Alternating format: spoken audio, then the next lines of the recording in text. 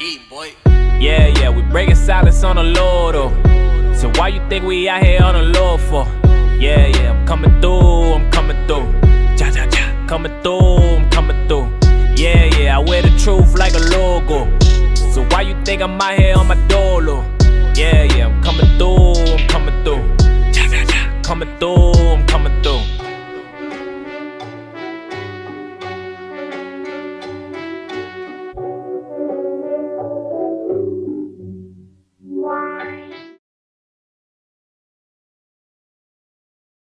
Yo, once again, it's the We Break Silence Show. Charles, Pamela Rosario, Cash Walk, and Vineyard. Mike Laurie's here to fill in. Yes. Hola. And we have a special guest in the building. Yes. Can you put his mic up? Jeez. You see, and then you say you don't bash me, right? I just ain't got say nothing. caught. I just said, can you turn his mic up? That's all I said. You said G's and all the attitude and all that, so I got you. All right, I'm not going to say nothing. I'm going to just keep it moving. Y'all have changed. So now, we got everybody was coming for me. Okay, go. We got a special guest in the building. Yes, Our the young brother, exec. Carl. My bad. Oh, go ahead. Got a little hype, my bad. Should we go with Carl, young exec? I go by both. Okay. Carl Michel, right? Yeah, that's it, man. Okay. Can I tell you a story real quick? Go ahead. Oh, Story shoot. time. Did your mic Story turn? time. You unplugged his mic? Yes. At New Villa perfect. Radio. Yep. All right, perfect. Okay, so let me start with this. My coordinator mentioned that I think your manager reached out to my coordinator to have you come on. So my coordinator is my sister. And she says, I think you know this guy. He's from Stanford. He used to go to the Stanford church.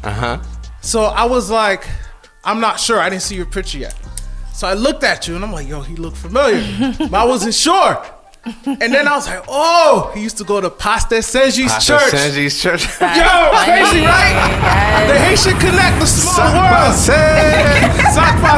So I know a lot of people that go to that church. Like I know Diane Busakut, right? That's my girl. I used to work with her at A&E. Diane was good. Yeah.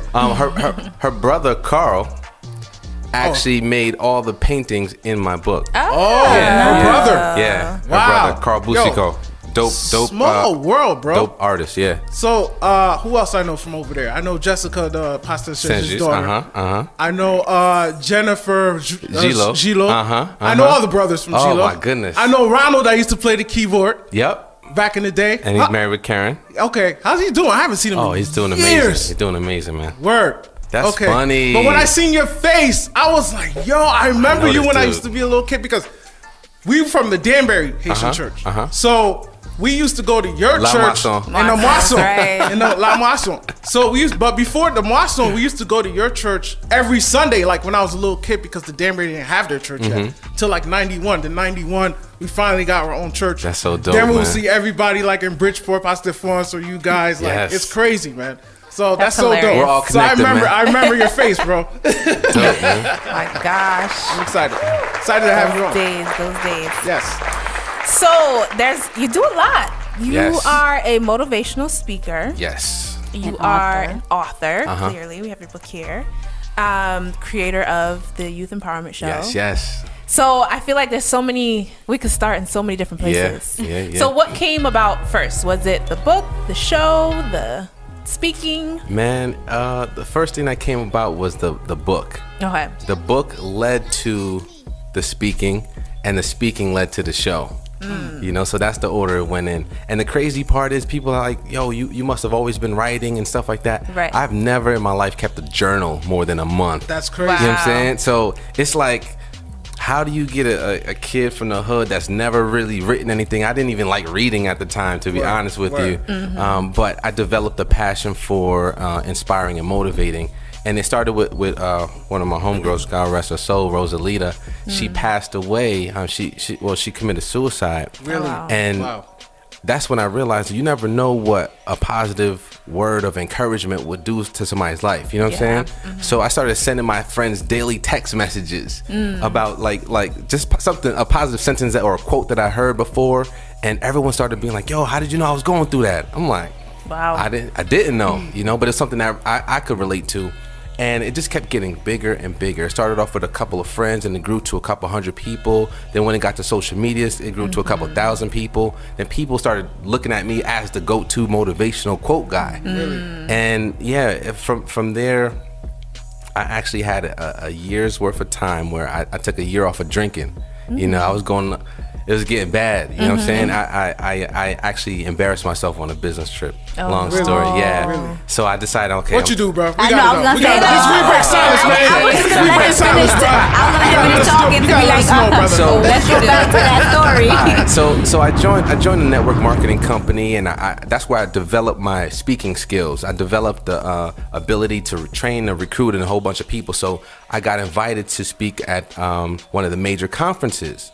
There's like 15,000 people at this conference. What? And I have a bunch of people on my team with me. I'm the leader, but the night before I didn't eat. I'm drinking like crazy, you know, and the whole morning I'm throwing up, got a crazy hangover. Gosh. We're supposed to be at the conference at a certain time. I made everybody late, you know, and we're driving to the conference. Everyone's in the car and I'm like, yo, pull over. Oh my god. And they watching me throw up on the side of the road. And it's just embarrassing. You know what I'm saying? And the whole time I'm sitting in the conference, all I can think about is throwing up again. You know, and lucky for me, the night before, my frat brother was there. And I passed him my cup because I knew I had too much. And the night before, he said, yo, I'm not drinking. And that was weird for me because we drink every time we see each other. Right. And he said he's taking a year off from January to January. And that next day when I was throwing up, the only thing that I thought about in my head was, you're taking a year off. And then I looked in the mirror, I said a prayer. I said, yo, I'm done for a year. Yeah. And because I made that commitment, I asked God to make me executive director in that company. A year later, that didn't happen. But what he ended up doing is giving me the idea to make Young Executive my personal brand. So instead of being executive director of that company, I became Young Executive of my own brand. Wow. You know what I'm saying? That's amazing, So bro. it's been a blessing. You know what I'm saying? So that's when I started. That's when I came up with the idea. Well, I didn't come up with it, but God gave it to me. The idea for the book. And the book came about because every time I turned on the radio, I heard a destructive message. Every time we turn on the radio, they're talking about sex, drugs, money, and violence. All the time. Same message, They different were just beat. saying that in Russia. Yeah. It was right. It's just, Putin was saying that. so it's the same message, different beat. And I would start traveling to different cities like Philly and Atlanta. I would see these young kids that reminded me of myself when I was younger. They knew every single word to all the lyrics of every single song. They knew every single dance move, but they were struggling in school. So I know you had the capacity to learn, to read, to excel in school, but the music is steering you in a different direction. So I didn't want to necessarily compete with the artist, but I wanted to highlight the positive things that they said because they already influenced the kids. You know what I'm saying? That's cool. So yeah, that's how the book came about. Right. That's interesting. I want to ask you this because I was looking at some of your documentaries earlier today. You said you put up a picture.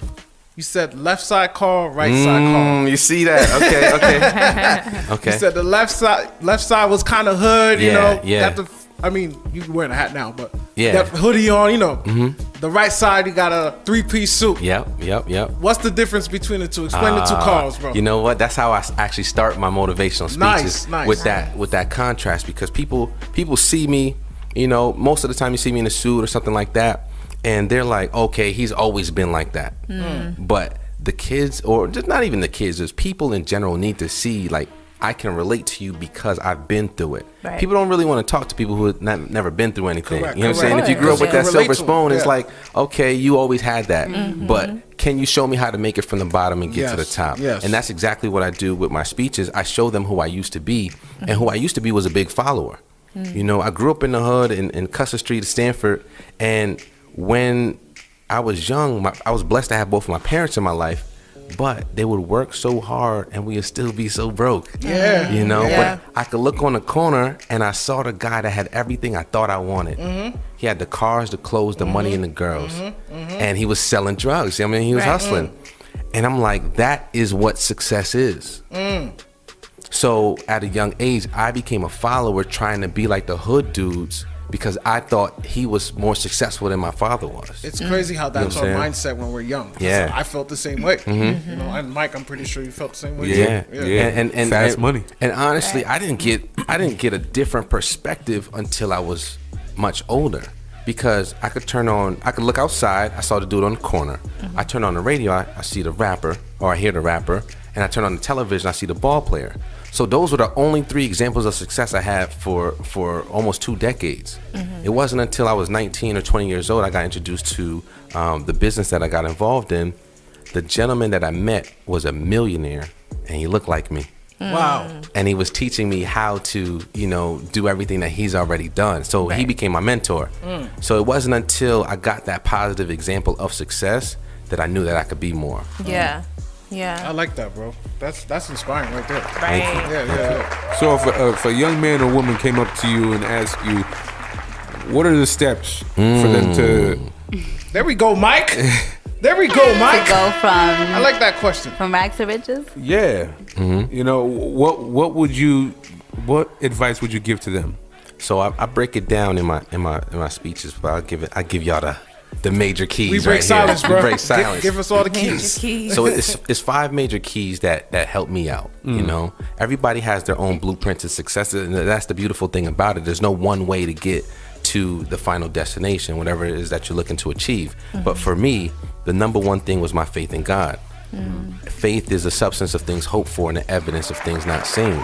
So before I got to success, I had to see it first. A lot of people say, yo, I gotta see it to believe it. But faith tells us, if you believe it, then you'll see it. Right. It's the law of attraction. You know what I'm saying? And Kendrick Lamar says, once I speak the good into existence, that instant my dreams will unlock. You know what I'm saying? So I had to believe that I could be better than my current circumstances reflected. You know what I'm saying? So faith is the number one thing. I had faith in God and I had faith in myself. Second thing is I got myself a mentor. Nice. Someone that I believed in, that has already experienced the things that I'm looking to experience. So I don't have to make the same mistakes. I just learn from him. Right. You know what I'm saying? And a lot of times people are like, well, you're lucky you had a dude that was a millionaire in your life. I don't have that type of person. It doesn't matter. Before I met him, I was on YouTube. Right. I was on Google. If you're looking to be a basketball player, I see the kids nowadays, they're shooting 3-pointers from the half-court line Because of Steph. thinking that they Steph Curry. But I'm like, you don't realize that Steph Curry shoots 100 3-pointers in Does that. practice. You know what I'm Yeah, saying? he don't just shoot it. Yeah. He put work into He that. knows he can Yes. hit that half-court shot Yeah. because he's hit 100 of them in practice. Puts in work. Yep. But you just see, sometimes people only see the end result. Yes. But study the work ethic of the number one person in your industry. Right. So for me, my mentor became, the person that I looked up to. So he taught me how to do a presentation, how to recruit someone, how to train, how to do all these things. And I studied his mannerisms. When he says, when this slide comes on, this is what he says. So I'm focused. I'm literally in the audience taking notes every single time he presented, and I perfected my speaking skills because of that. I never took a Toastmasters class or anything like that, but because I studied the greats, I became greater. That's So the second major key is get yourself a mentor. And the third major key, which is probably the most important for me, is change your circle of friends. Ooh. They say the people around Big you one. are either going to stretch your vision or choke your dreams. And the Bible says, do not be corrupt. Bad company corrupts good. No, do not be misled. Bad company corrupts good character. Right. At the time, every dude that I hung out with was in the gang. So when they got into a fight, I got into a fight. I didn't start the fight. Yeah. Those were my That's mans, not though. you. I Yeah. have to jump in. Yeah, you gotta help your buddies. Yeah, Right. man. Like I'm not gonna be the only one in the car riding home that didn't jump in the fight. I would look weird. gotta You know what ride I'm for saying? your mans, bro. So now I'm in situations that I didn't create, that I should have never been in the first place, because the dudes that I was hanging out with were attracting this type of energy. So we would always get pulled over. We would always get into a fight. We would always get into some type of disciplinary action. And at that time, I was in college on the dean's list. You know what I'm saying? That's even better than honor roll. Right. But because of the dudes I was hanging out with, I ended up on academic probation. Wow. You get what I'm saying? Wow. So it's like the people that you hang out with the most, you become the average of. So if every single person that I was hanging out with was on academic probation, about to get kicked out of school, even if I'm on honor roll, it's gonna even out. Oh yeah. Now my grades were below average because of the dudes that I was hanging out with and that I allowed to influence me. Right. So once I started aligning myself with people who had my solutions instead of the ones who had my problems, I became better. So I didn't graduate college on time. You know what I'm saying? I graduated though. But the year that I was supposed to graduate, I saw the dudes that I came into school with on honor roll, on dean's list, summa cum laude, and all that stuff, and I'm like, dang, those are the dudes that I should have been hanging out with this entire time. You know what I'm saying? But you know, when you growing up, it's like, oh, they ain't cool, or you know what I'm saying? Yeah. So once I changed my circle of friends, everything for me started to change. My circumstances started to change. So I wanted to become more spiritually sound, so I hung out with dudes that were in Bible study. Nice. You know, I wanted to become more financially sound, so I started hanging out with dudes that were earning 6 and 7 figures annually. You know what I'm saying? So whatever it is that you're looking to do, start aligning yourself with people that are better than you. You know what I'm saying? I love what you're saying because I feel like I can relate. It's like we grew up in the church, like I said in the beginning. And then when we get in our teen years, we hanging with the wrong crew. Exactly. God was like, I know you remember me. Yeah. And he pulls you back in. And it's like I have the same story as you do. Because I changed my friends. Now, my friends are small, and they keep me out of trouble, and they hold me accountable. And I love that, bro. That's a fact, bro. Yeah. That's big. That's crazy. So with your motivational speaking, where do you tend to speak? Like, what are your speaking engagements? Who reaches out to you? I'm big on molding the minds of the youth. So most of the times that I speak is usually at like middle schools, high schools, church youth groups, things like that. You know, this year we're getting more into colleges, and I've done a couple elementary school because I just want to steer them in the right direction before they get to that fork in the road. Right. You know what I'm saying? So those are the places I usually speak in. So youth conferences and things of that nature. And so what are some of the things that you see in kids today? Like some of the, I guess, things that can be troubling that you notice in kids growing up today? Some things that are troubling. Well, it's a gift and a curse. It's the technology, really. Yeah. You know, we didn't have this much access. We didn't. You know? That's so true. No, we didn't. We didn't have this much access. So they're exposed to things at a lot younger age. Yes. So the combination of the music and the combination of the internet puts them in a space where the things that used to shock us as kids is normal for them. Right. You know? Like, I remember That's scary. it was so hard to find porn. Like, I Oh, would yeah. have to have to find a magazine laying around somewhere, like The blurry television. On the blurry television. Yeah. you remember those days, right? But now everything is literally at the palm of your my hands. gosh. So you can't even talk about sex anymore, and it'd be a shocker to kids. They understand it way more and way earlier than we did when we were younger. And then I was at this YMCA. I just finished giving a speech, so I'm just chilling in the cafeteria, just watching the kids, just hanging out. This one girl, this is when Nicki Minaj was in her prime. She said every lyric to Nicki Minaj, and the counselor was like, "Hey, that's it." She's like, "That's inappropriate," and the girl responded, "Oh, there's no cursing in it." Yeah. Wow. She thinks it's fine. Yeah, she thinks because there's no cursing in it. Yeah. Oh, this the edited version. But the message is still yo, horrible. That's Yeah. crazy. Yeah. The type of stuff that she was talking about in that verse was so Wow. graphic. Yeah. And I'm like, you just recited every single lyric like it was nothing. Yeah. And I'm like, yo, this is shocking to me.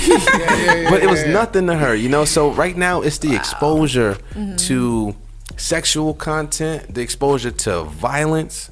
Yo, you're seeing people get shot and killed on Facebook and Right. Instagram.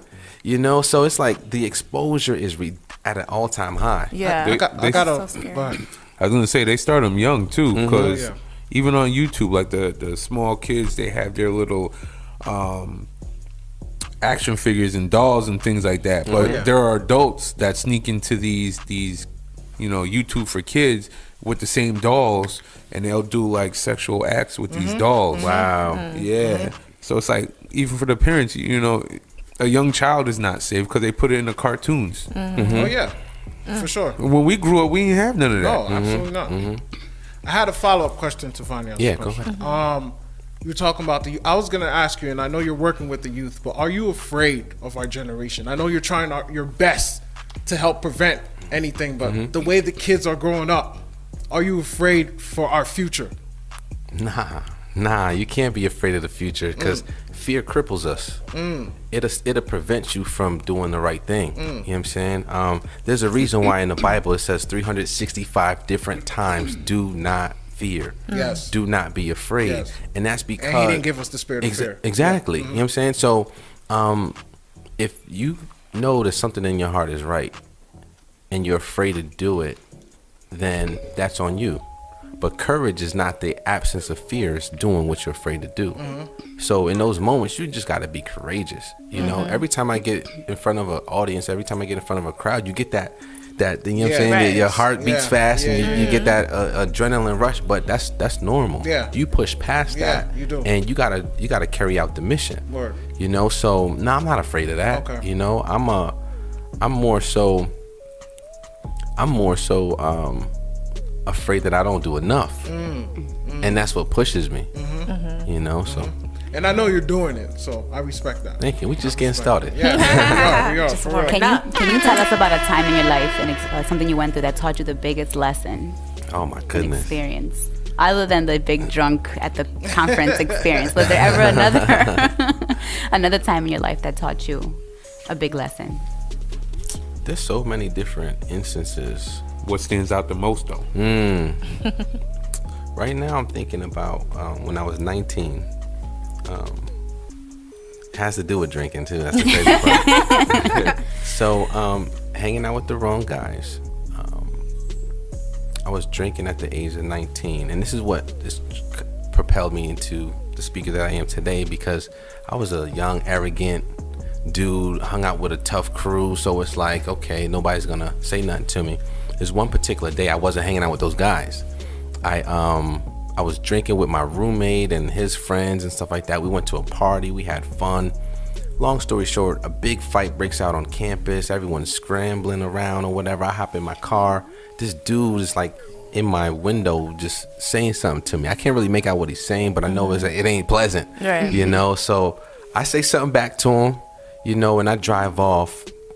It's a lot of chaos and commotion, but I make a right, I make a left, and I notice the car behind me makes a left. I make a right, and I notice the car behind me makes a right. I'm about to make another left. The dude cuts me off, and it's the same dude that was just saying something to me. And now it's like 3 people hop out the car this time, and every one of them is yelling. But the dudes that I'm hanging out with that night are not the normal guys that I hang out with, so all of them start panicking. Right. So it's making me nervous. I'm like, I'm not sure what to do, so I just drive off. And the dudes, we got into a high-speed chase. Wow. Oh my God. And I'm like, They wouldn't let it go. they wouldn't let it Wow. go. I'm crazy drunk, and I'm speeding Damn. down. Oh my God. I'm speeding down a 25. I must have been doing 60 to 80. Damn, man. And I get to this. It's not even a fork. It's just like this intersection where there's an island right here. You can go left or right. It's like 4 different ways that you can go. I went straight and hit the curb. You know, the car spun out. All the stuff, the airbags popped out. And it was, by the grace of God, I didn't crash into a tree that was just a few feet away from us. I hop out, and the dudes that was in the car with me hop out. The guys that was chasing me end up coming there, so they hop out the car. So it's 4 of them, and then I'm like, okay, we about to get into a brawl. I look behind me and nobody there. What? Oh wow. They ran. I don't know what happened. to this day, I don't know where they went. Got caught I up don't in know the where they rapture. went. To this day, I'm just like, yo, it was just me about to fight 4 dudes. Oh my and then that's when I realized the people that you think are there for you are not really there they're for not you. there. The cops end up coming. The dudes that was chasing me, they left. And that moment, that night, I lost my car, I lost my phone, and I lost the people who I thought were my friends. Right. And that moment humbled me so much, because after that day, all the dudes that was calling me to joyride, I was driving a Lexus at the time. All the dudes that was calling me to joyride, go to parties, chill with me, they stopped calling me. Yep. I didn't have a benefit for them anymore. So these are the dudes that I was riding with, who I thought was riding with me, Right. and literally they left when the time came. You know what I'm saying, darkest to hold me moment. down. Yeah. Yep. Right. So, a couple of days later, the guy that ended up introducing me to the business that led me to my mentor, he's like, yo, Carl, I heard about the accident, is everything okay? And then he introduced me to my mentor, and the rest is history. You know, but if it wasn't for that accident, I wouldn't have been humble enough to accept the business opportunity. Right. I'd been like, nah, we good. I'm straight, or whatever the case may be. But because of that experience, it led me to, you know, being the person I am today. Yeah. I like that, bro. It's a lot. That is a lot. That's a great question. Thank you. Good question. I was like stirring up. I'm like, So tell us a little bit about how the Youth Empowerment Show came about. Like, what sparked the idea to It's a dope do show. it? I watched a and- couple Thank you, episodes today, thank you. yeah. I Yeah, appreciate it's that. powerful. So the Youth Empowerment Show, what it is, it's like a motivational version of 106 in Park. You know, Right. I get celebrities and community leaders to come in, and we do a live interview in front of now it's like 200 kids. Nice. So it's really dope, really fun, really interactive and entertaining and inspirational. But it started because once I started speaking, I got a couple opportunities here and there, but business wasn't booming like I thought it would, you know? So I kept going to different conferences and meeting different people that were giving me the same message. So it was three different conferences that I went to. I got 3 different messages, but the message was sent to me in 3 different ways, but it was the same message. One person, I asked him, like, yo, what made you start your show? He had probably the biggest internet show. He had the biggest reality, not even a reality show. What's it? Anyways, the show Money and Violence. I know What that do you call YouTube- those type of shows? I forget. That was a YouTube show, Yeah, right? Yeah. So I know what you're talking about. I know where you at. Mo, the creator of Money and Violence, right? So I'm like, yo, Those guys are from Brooklyn. Yeah. Yeah. Yep. So I'm like, yo, how? And they Haitian, right? And they Sorry, Haitian. I keep And they interrupting. Haitian. Now you good. So I'm like, yo, bro, how? What? Like, you don't have no directing experience, Right. What made you want to be a director as opposed to working, for directors and stuff like that and learning? You know what I'm saying? He said, I never wanted to ask for an opportunity, so I created my own. I like that answer. Right. So he created his own platform. Okay, that was one instance. I went to a conference with a lady by the name of Lucinda Cross, and she was at it was an Activate conference in DC. I'll never forget it. And she said that people want to produce with people who are already producing. Same message. Right. And then the third thing I went to was down in Atlanta. Lisa Nichols at her conference, she said, people are not going to help you push your train out of the station. They want you to be in the train as the conductor yelling all aboard, and then they coming on and helping you. You know what I'm saying? Yeah. So everybody was saying, do your own thing. Yeah. Yes. Stop waiting for an opportunity. Stop waiting for a platform. Word. Create it and they will come. Word. And that's what I did. You know what I'm saying? Yeah. So when I created the show, I didn't know how to do it. I never did production before. I don't even think I've held events on my own before. I just said, hey, we're gonna do a show. I don't want it to be like the Steve Harvey show type of thing. I want it to be like my own Right. my own Own thing. vibe, So own style. I remember Teen Summit from back in the days. And I remember 106 in Park, so I kind of meshed the two together. And I didn't have the money to pay for the cameras. I was unemployed at the time. Yeah. And It's tough. it was hard. I get it. I didn't know how to get an audience together, like Right. all Get this it. stuff these parts that I didn't know how to do, but I prayed on it. The night the most before, important thing. the craziest story happened. Like I was worried about how I was gonna pay for the cameras to film the show. I didn't have the bread for it. I sat there and prayed with one of my business partners out in Houston. I kid you not. I checked my email. The mentor that I was telling you about earlier, I haven't spoken to him in maybe 6 months to a year before that night. but I prayed and I checked my email. He sent me the exact amount of money I needed to What? execute the show. Wow. And you didn't even talk to him. I never even spoke to him.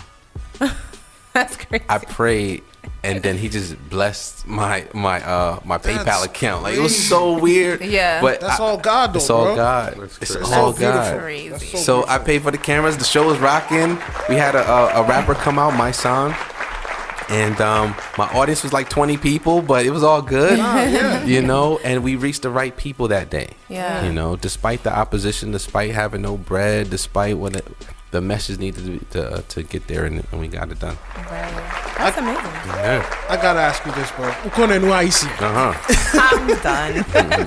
Does What? it- You don't need to.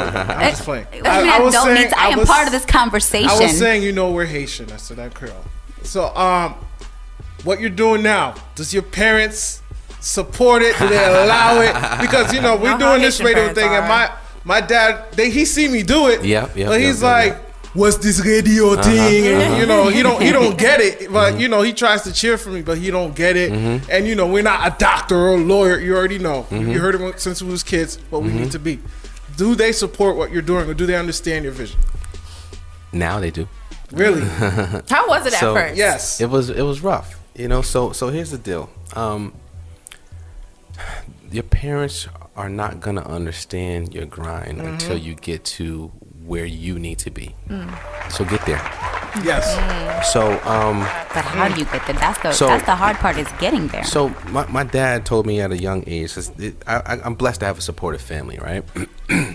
But my dad told me at a young age, when he was making six figures, he's a nurse, right? Every Haitian is like in some medical field. I just Or a lawyer, said yep. that. So my dad said, Carl, one day you're gonna make more than me, and you're gonna do better than me. And I didn't understand how to do that because my dad was working all day, every day. Yes. 7 a.m. to 11 o'clock at night. Putting And I'm in like, work. it's not even possible for me to work more than you. Yes. Right. Yeah. So I just couldn't fathom what it would take to get to that level. Yeah. You know, and I think at the time he wasn't making six figures at the time. I think at the time he was at like maybe 40 or 50 for the year. Wow. So I'm like, you work 7 to 11 For 50. and you're at 50,000. I'm like, how am I gonna make 100,000? Yeah. You know what I'm saying? Yeah. I'm like, yeah. so Slaving. so long story short, that what he was doing is what he understood, but I didn't understand that because you're working too much and we're still struggling, right? Right. But he blessed me with work ethic. But when I was up at 2, 3 in the morning typing on the computer, like mom writing a book. You know what I'm saying? She's like, go to sleep. You know what I'm saying? Yeah. Yep. She's like, yo, you're tired. It's 3 in the morning. Just go to bed. And I'm Yeah. like, Ma, you don't get it, you know? And I kept saying it, but my faith was so strong. And yo, I'm telling you, when I was writing, I was like, yo, this is gonna be a bestseller. I know it. I've never seen anyone write a book before. I never seen Right. anyone hit #1 on Amazon before, but I just knew this was gonna be a bestseller. So my faith was so strong that no one could steer me left or right. So as long as you achieve everything that you're looking to achieve, they'll get it. You know, right now they might not understand the radio show because they think it's small, they think it's a waste of time. The bread might not be coming in like it's going No, to. yeah, exactly. Like it's going to. Like it's going I to. like that. You gotta speak it. You know, like it's going to. But when it does, when you start getting those awards, when people start giving you those accolades, when you start getting those recognition, you've already seen it a year ago, 2 years ago, but they're starting to be like, whoa, They'll I get see it. Yep. Right. Now when I walk in and my parents are in front of their friends, they're like, you know, Carl wrote a book, right? Yeah. You wasn't- Clip to brag. Nigga don't leave. They're like, yeah. Carl, do you have an extra one? I'm like, yeah, I got an extra one. Yeah, you They want proud. yeah. Now they're proud, you know, but before they didn't understand, they didn't get it, you know, and I took my dad to my first the first time someone invited me to speak. I spoke for 5 minutes, but I brought my dad with me.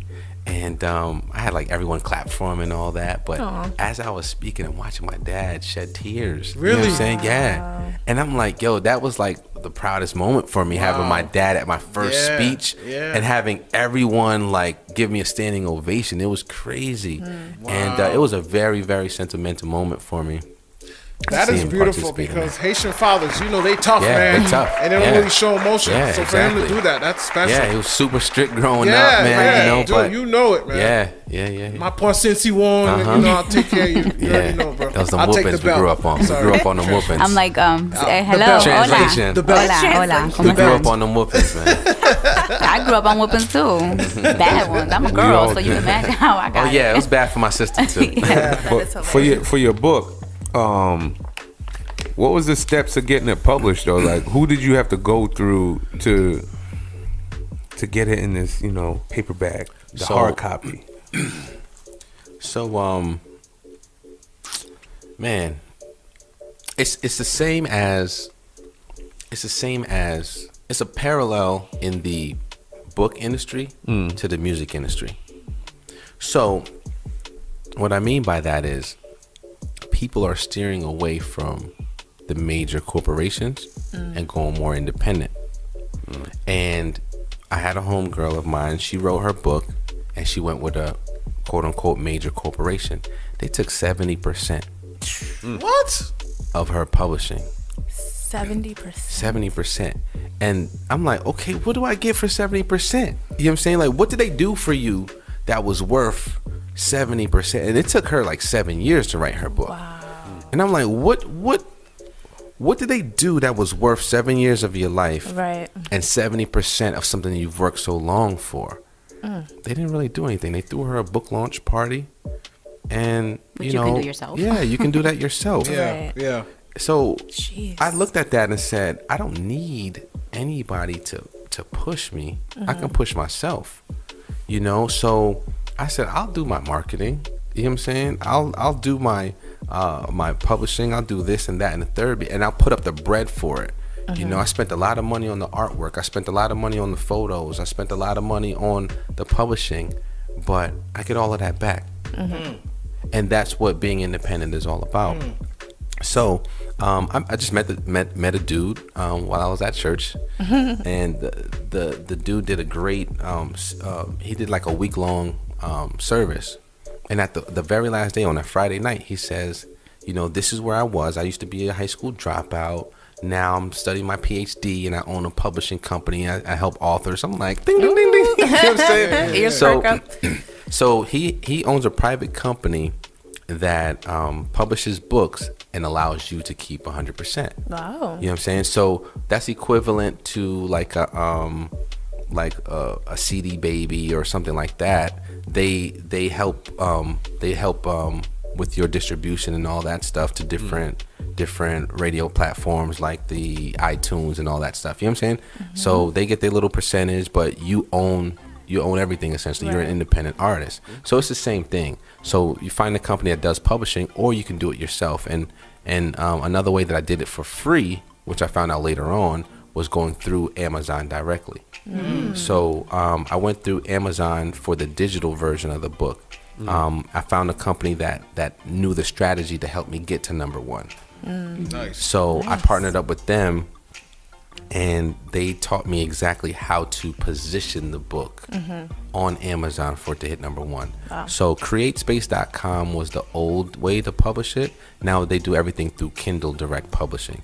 So you go to kdp.com or Kindle Direct Publishing, and you can literally upload the PDF version of your book. And when you upload the PDF version of your book, it goes to the Amazon paperback version, right? Or you can select hard copy. You can select it however way you want, and then you upload the Microsoft Word version for the digital copies. So that's how people get stuff on iBooks and Kindle and all that stuff. You know what I'm saying? So you can do it for free, literally. Right. Wow. And they take their percentage, but you know, it's worth it. Did you have someone edit your writing? Of course, yeah. So you need to, I did everything the expensive way, because I wanted to keep 100% of everything. So I paid an editor. I paid a lady to do the photography for the cover. I paid for the formatting. I paid for the copies of the books that I got and all that stuff. But one of the beautiful things that you can do just like you could do with your music, you can have pre-orders. Pre-orders help, offset some of those costs that are associated with it. So I had like almost 200 pre-orders when I put it up. So the day that you released the book, or the day that I released the book, everyone purchased it. That's my official date. So I put the book up on Amazon at 1:00 p.m. By 7:00, it hit number 1 in 2 categories. What? Yeah. And then the next day, it hit number 1 in a 3rd category. So That's amazing, bro. That's a blessing. Strategies. Because I was thinking about writing something, but I didn't know how to start it. don't even think about it, man. Just start. Just start. The start is what stops most people. Because it sounds overwhelming when you think about So it. I did everything in a bite-sized version. You know what I'm saying? If you scroll through the book, because I'm gonna be transparent. Like, I did not like reading. Like a thick book, it's like, oh my goodness. But when someone says you can just read 10 pages a day, I was like, okay, I think I could do that. But I could sit there and scroll through Instagram for hours. Right. Yes. But I didn't want to sit down and read a book. Yeah. So what I did was make my book the equivalent of an Instagram post and a caption. So every day it's just a bite-sized version.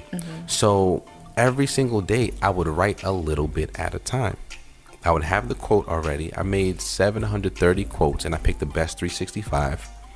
And that's where I wrote from. I would not go out. It got to the point where I could not go out and feel comfortable if I didn't write earlier that day. You know what I'm saying? All right. Can I tell you a quick story, though? Tell On Tell it. sacrifice. break the Tell silence, it. bro. So check this out. So Drake says, I'm always hearing nobody's working as hard as you. And even though I laugh it off, man, it's probably true. Because while my closest friends are out partying, I'm just here making all the music that they party to. Yep. I So, know that. so Drake is talking about sacrifices in that verse, right? And I had to experience that firsthand. There was this chick that I was digging for like literally years. Right? I'm like, yo, I want her. And at the time, she wasn't. It didn't work out, right? But my birthday, it was my birthday that day, and I'm in the house writing, right? And she's like, yo, Carl, happy birthday, all this other stuff. What are you doing tonight? And I'm like, I don't really have no plans. Yep. She was like, I'm going to take you out for your birthday. Let's go get drinks. Wow. And I'm like, Is this before or after you stopped drinking? no, this is after I stopped drinking. We're good. Well, after the year? Yeah, after the year was up. You grew up at this I grew point. up. You Yeah. grew up. So, Right. so I'm like, yo, dope. All right, finally, she want to Yeah. link up. And I was During the like- time, you're super focused, though. During this time, I was super Yes. focused, and I'm like, yo, I got deadlines. Oh, snap. I wanted to release the book on my birthday, but it just didn't work out, right? So I'm like, yo, I didn't meet my deadlines, and this girl wants to go out, and I didn't finish writing these pages. I told her no, and she was shocked. Oh. She was like, what? I'm like, yo, I'm writing right now, and I got this book that's coming out. I would love to, but I can't right now. She didn't understand. She's like, yo, whatever. You know what I'm saying? You just deaded me. But that's the type of sacrifices that are gonna have to be made. Right. You know what I'm saying? Like how serious are you about what you say you want? Yeah. Word. That's a fact. I think execution is hard for some people. Like for myself, I have a couple ebooks, right? Nice. So I have a planner that I published through. I did Create Space, and I've been trying to revamp it, and I've been trying. But the girl that I'm working with, the my story gosh, about that story's Homegirl. crazy. I've had so many issues Yep. with Homegirl. As you were talking, I actually texted her. I'm like, yo, my planner, right? But anyway, that's the point. So I think for me, it's just that, like the struggle to. So what? How do you push through? Like, was there ever a time where you're like, you know what, I'm done, forget this, but you still push through? Yeah. So that's me. Like, I feel like the execution part, I get frustrated. I'm like, all right, I'm done. I'm done with this. Happens almost every day. When you're writing, you get frustrated. There is such a thing as writer's block. There is such a thing as obstacles. There is such a thing as setbacks. But you have to have a strong enough reason why. Go back to the reason you started. Why is that? People can say, if you're getting into rap, if you're getting into business, if you're getting into whatever you're getting into just for the money, you might as well give it up now. Yep. That's not a strong enough reason why to push past the obstacles. every day there's going to be something different. You have to have passion that is going to push you through the pain and the difficult moments. It's Biggie Smalls who says, stay far from timid, only make moves when your heart's in it and live the phrase sky's the limit. You got to put 100% in all that you do and move towards the things that you're most passionate about. That was major key number 4, by the way. So the days that you're like, man, this is whatever.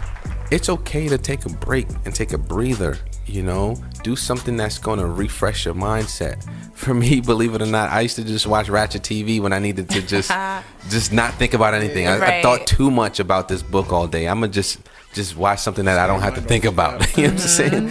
But sometimes people, you know, they go out, they go for a walk, they go for a breather, and then come back and handle that. It's just small steps every day. You don't have to do a big leap. It's just a little compound. What they call it, a compound effect. Just a little bit every day.